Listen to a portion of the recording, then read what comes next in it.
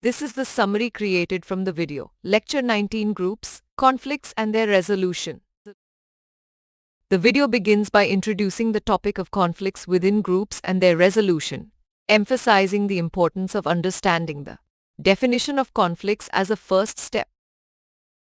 Conflicts are often viewed negatively, but scholars suggest they can provide new insights and ideas, promoting growth and development when managed through effective communication strategies. Group work relies on effective communication and understanding among members, where conflicts can arise from individual differences. But setting clear goals and proper communication can promote group success. Culture, religion, ideology, education, and competition are potential sources that can trigger conflicts, along with poor communication and misuse of power, highlighting the need for communication students to learn conflict resolution strategies.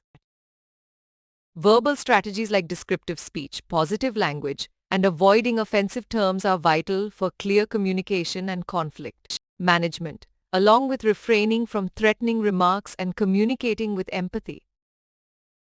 Nonverbal strategies are equally important, as unawareness of cultural norms regarding body language, eye contact, and personal space can lead to misunderstandings and conflicts, necessitating alignment of verbal and nonverbal cues.